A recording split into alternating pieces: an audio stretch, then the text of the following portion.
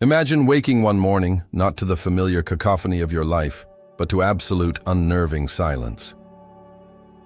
You open your eyes to find yourself in a space devoid of anything recognizable. No furniture, no windows, just infinite, seamless white walls stretching in every direction. Panic begins to bubble, a cold dread seeping into your bones, and then a single door materializes in front of you. Hesitantly, you approach, and as your fingers brush the cool metal, it swings inward, revealing not an exit, but another identical white room, and then another, and another. Each door leads to a new, equally empty space. This continues, an endless labyrinth of potential, yet absolute nothingness. Suddenly, in the center of one of these stark white voids, a single pedestal appears. On it rests not a key, not a weapon, but a simple, unassuming apple. Red, ripe, perfect. Relief washes over you. Something. A choice. Do you take it? What if the next room holds something better? What if this is a test? You move on. The next room offers two apples, one red, one green. A slight increase in complexity, a whisper of preference. But the unease returns, amplified. Is the red one truly the best? What are the unseen qualities of the green? The rooms continue to unfold, each presenting a new variation, a subtle increase in the possibilities before you. Soon it's not just apples. Pears appear, then oranges, bananas, grapes. The pedestal grows larger, groaning under the weight of the bounty, a cornucopia of fruit, each gleaming under the unseen light. Yet with each new addition, the initial relief curdles into a gnawing anxiety. The simple act of choosing has become a burden. Which one will truly satisfy? Which one will you regret not picking? The silence of the endless rooms now feels less like emptiness and more like the echoing chamber of your own indecision. You find yourself paralyzed, staring at the overwhelming array, the vibrant colors blurring into a dizzying spectacle. This abundance, this supposed freedom to choose, feels increasingly like a cruel form of imprisonment. Has this ever happened to you in a less literal, but no less profound way? Have you ever stood before a wall of 100 different shampoos, each promising miraculous transformations, and felt a wave of exhaustion wash over you? Have you scrolled endlessly through streaming services, the sheer volume of content leaving you feeling less entertained and more overwhelmed, ultimately choosing nothing at all? Have you ever navigated the labyrinthine aisles of a supermarket, the thousands of products whispering promises of better taste, better health, better lives, only to leave with a nagging sense that you somehow made the wrong decisions? This is the paradox of choice. The deeply unsettling, counterintuitive truth that more options, far from bringing greater satisfaction, can actually lead to less happiness, to paralysis, to regret, and to a profound sense of dissatisfaction. Why is this? Why does the very thing we believe empowers us, the freedom to choose, so often leave us feeling depleted and disheartened? What hidden mechanisms within our minds turn this supposed blessing into a subtle curse? And perhaps most importantly, in a world that relentlessly celebrates and proliferates choice, is there a way to break free from this psychological trap and rediscover the elusive art of contentment? These are the questions that haunt the silence of our increasingly abundant lives. Questions we must now confront with unflinching honesty. To answer these questions, we must first accept a disquieting truth. The problem is not with you. You are not broken, nor are you uniquely incapable of navigating the modern world. The struggle you feel is not a personal failing, but a fundamental conflict between our ancient psychological wiring and the very structure of contemporary life.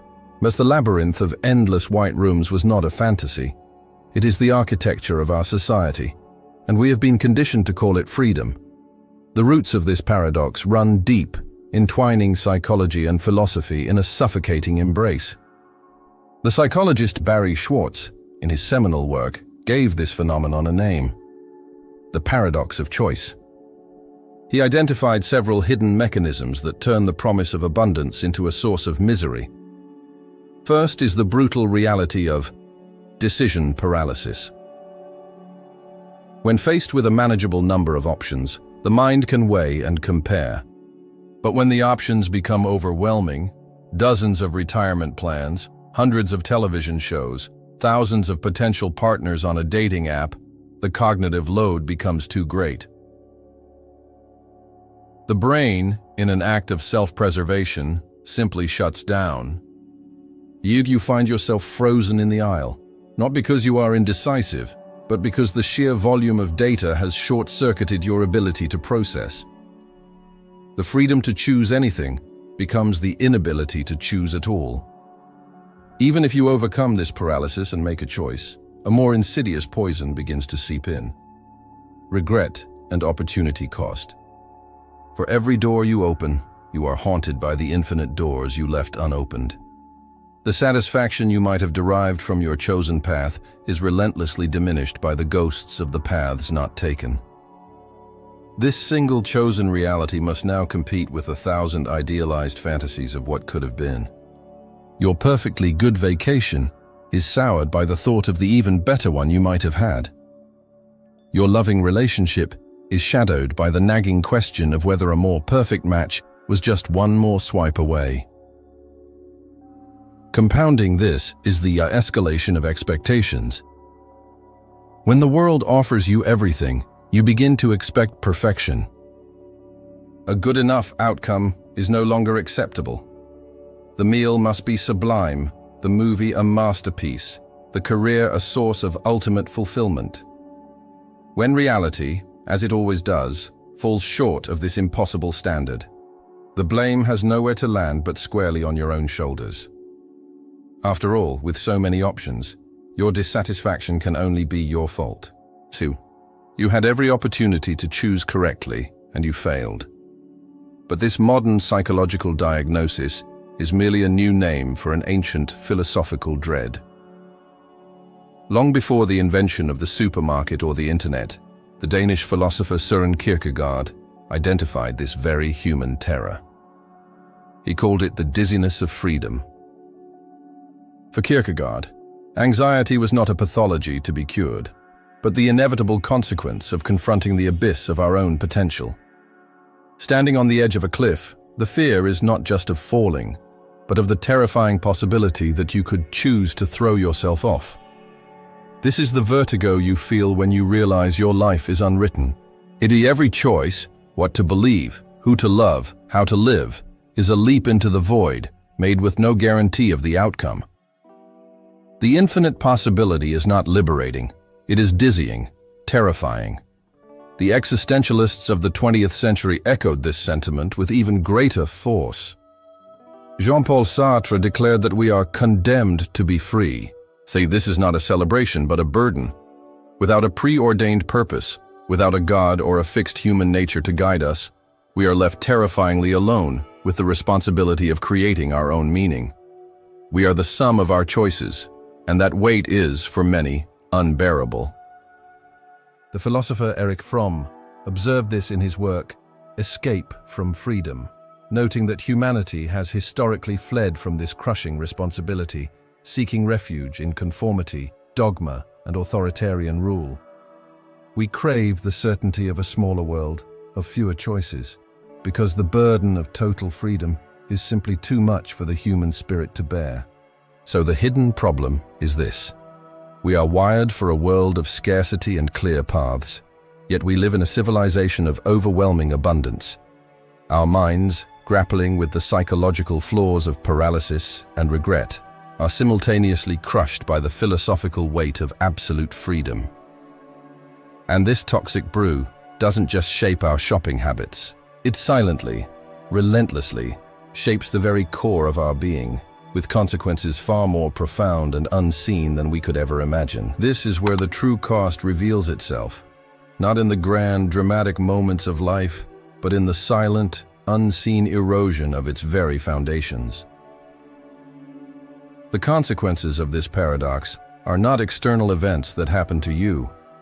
They are internal transformations that change, who you are. This hidden force doesn't just influence your choices, it reshapes your identity, commodifies your relationships, and rewires your capacity for joy, all under the guise of progress and liberation. Consider your own sense of self. In a world of limited options, identity was once something to be discovered, like uncovering a stone statue. And it was forged by family, by community, by tradition, by limitation. It had weight, a sense of permanence. But in our modern labyrinth of infinite choice, identity has become something to be assembled, a fragile collage of consumer choices and curated personality traits. You are no longer a fixed point, but a project in perpetual beta testing. Your career, your style, your beliefs, your social circle, all are presented as a menu from which you must construct a self. This creates what sociologists have termed a liquid self, fluid and ever-changing, terrified of commitment, because a better, more optimized version of you might be just around the corner. The pressure is immense. You are not just choosing a job, you are choosing an identity. You are not just picking a hobby, you are crafting a personal brand. This relentless self-invention is utterly exhausting, and it leaves you in a constant state of existential insecurity. Who are you really when you could be anyone? The result is a generation of people who are more concerned with performing an identity than possessing one. This corrosive logic inevitably seeps into the most sacred of human domains, love and connection. The paradox of choice has turned the search for a partner into a grim form of shopping, and dating apps, with their endless scroll of curated profiles, are the ultimate expression of this marketplace mentality. Potential human beings are reduced to a set of data points to be swiped, sorted, and filtered like any other product. We search for partners with the same mindset we use to buy a new car, armed with a checklist of desired features and a keen eye for defects. And this consumerist approach poisons intimacy before it can even begin. It fosters a crippling fear of commitment as the ghost of the better option haunts every interaction. Why work through the inevitable challenges and imperfections of a real relationship when a seemingly flawless alternative is just a click away? We are encouraged to trade up, to optimize, to never settle. As a result, we become masters of the superficial connection, experts in the first date, yet novices in the art of lasting love. We are surrounded by more potential partners than ever in human history, and yet we are becoming progressively lonelier, trapped in a cycle of disposable relationships and perpetual searching. Beneath all of this, our very neurology is buckling under the strain. Cognitive scientists speak of decision fatigue. Your prefrontal cortex, the part of your brain responsible for willpower and executive function, is like a muscle. Every choice you make, no matter how trivial, depletes it. Or waking up and deciding what to wear, what to eat for breakfast, which route to take to work, how to answer the first email of the day. By the time you face a truly important decision, your cognitive resources are already spent. This is why, after a long day of making small choices, you are more likely to order unhealthy takeout, to snap at a loved one, or to procrastinate on a crucial task. The system of endless choice isn't just making you unhappy, it's actively degrading your ability to self-regulate and make wise, long-term decisions. It is a trap that weakens the very tool you need to escape it. And perhaps the most pervasive consequence of all is the death of simple satisfaction. In a world of finite choice, happiness was often found in appreciating what you had.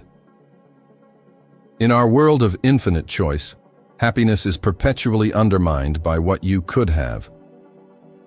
This is magnified exponentially by the curated hall of mirrors we call social media, an engine built to manufacture envy. Every scroll is a tour through a gallery of perfected choices. You see the incredible vacation you didn't take, the beautiful home you don't own, the promotion your friend got, the flawless family portrait that hides a messy reality. It creates a crippling feedback loop. The more you see, the higher your expectations climb, and the more inadequate your own life feels in comparison. We are living in a state of perpetual, low-grade dissatisfaction, forever comparing our messy, complex reality to an infinite montage of idealized fictions. We have been given the world, and in return we have lost the ability to be content with any small part of it. This is the unseen trap, a fractured self, a marketplace of a heart, and a mind too tired to fight back. How, then, do we even begin to dismantle a prison whose walls are built from our own desires? You begin to dismantle this prison not by searching for a key, but by realizing the walls are an illusion you have been taught to see. The escape is not a complicated strategy for making better choices. It is a rebellion against the very premise that you should have to. To break free, you must perform a series of radical, counterintuitive acts. You must learn to love limitation. You must find freedom in commitment. You must declare war on the trivial and reclaim the sovereign territory of your own mind.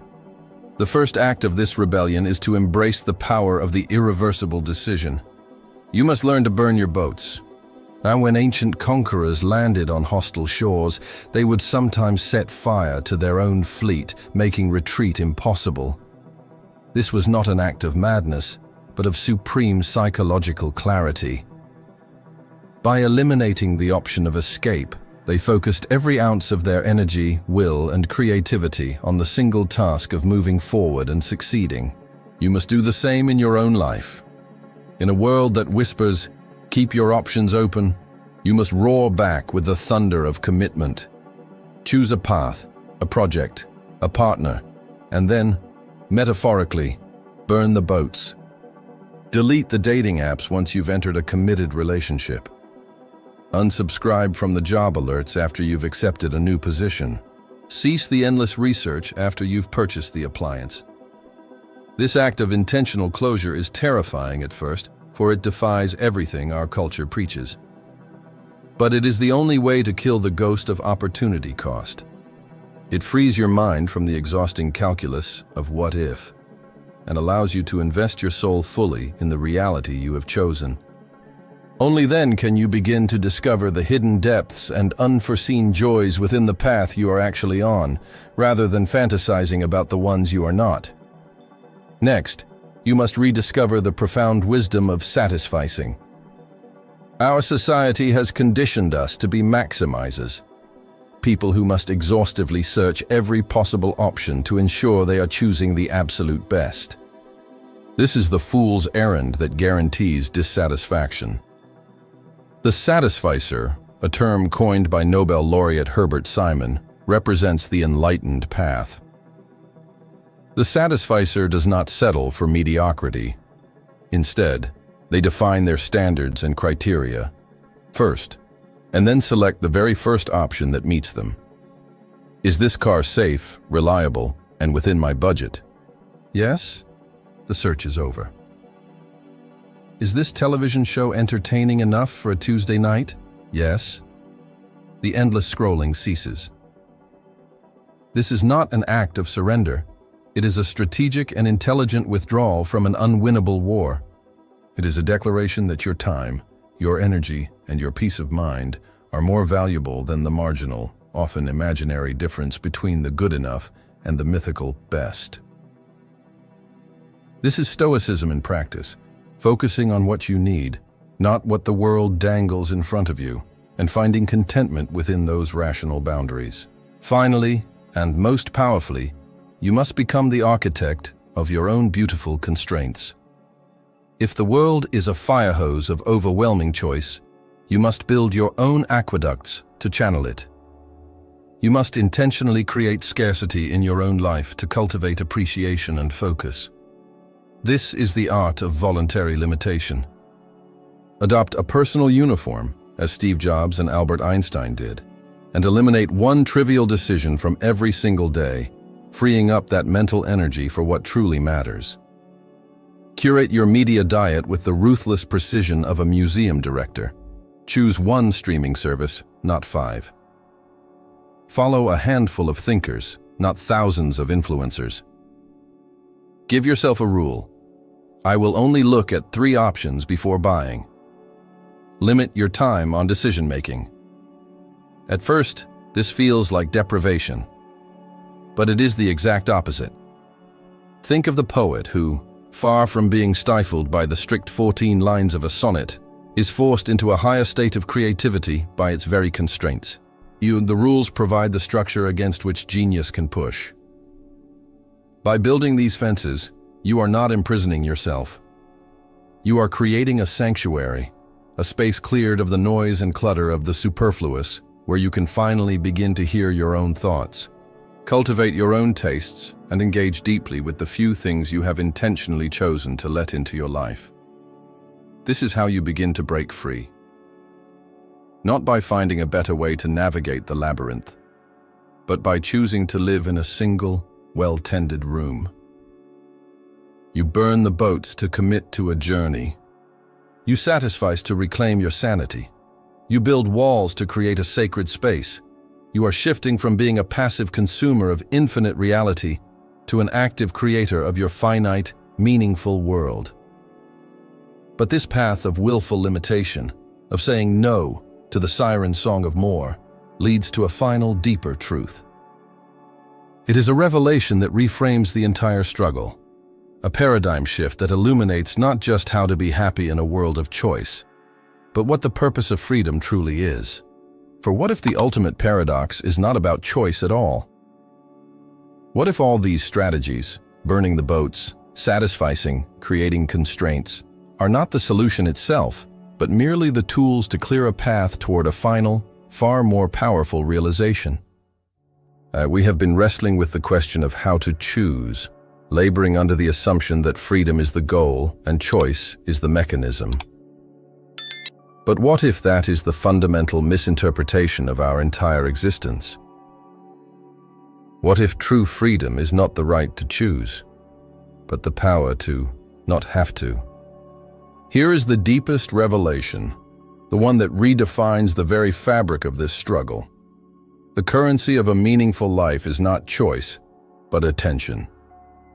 The proliferation of options, the entire architecture of our modern labyrinth, is the most elegant and insidious distraction ever conceived.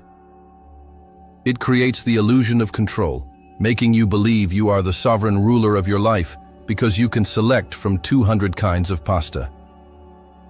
But while you are agonizing over that trivial decision, your most sacred and finite resource, your focused, present, undivided attention, is being siphoned away, packaged, and sold to the highest bidder. We have become so consumed with the task of choosing our lives that we have forgotten to live them. We spend hours researching the perfect vacation spot, creating the perfect itinerary, and then when we arrive, we experience it through the lens of a camera busy capturing the proof of our perfect choice instead of simply being there. We are suffering from the ultimate poverty of the modern age, an infinite supply of things to do, and a catastrophic scarcity of the attention required to do them. This is the paradigm shift that makes all the past struggles clear.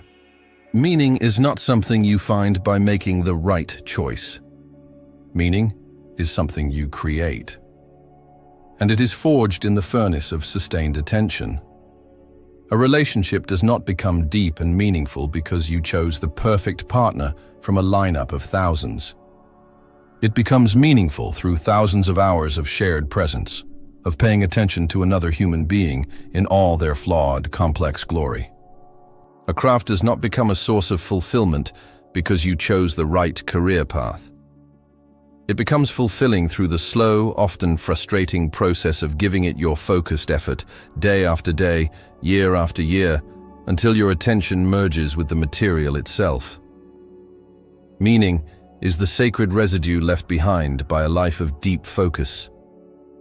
It is found in the things you have given your attention to, not the things you have chosen from.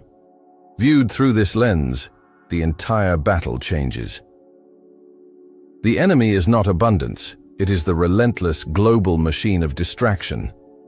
Every notification, every targeted ad, every algorithmically generated feed is a calculated assault on your consciousness. D.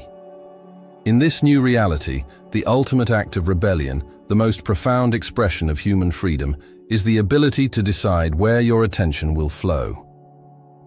To reclaim control over your own focus is to reclaim your life. The freedom worth fighting for is not the freedom to choose from a million trivialities, but the freedom to give your entire being to the one thing in front of you that truly matters. So this is how you truly break free. You realize that the goal was never to navigate the labyrinth of choice more skillfully. The goal was to find something, anything, within that labyrinth worthy of your full, unwavering attention, and to devote yourself to it so completely that the labyrinth itself disappears. The purpose of burning your boats is to free your attention from the past. The purpose of satisficing is to free your attention from the future. The purpose of creating constraints is to build a sanctuary where your attention can dwell, undisturbed in the present.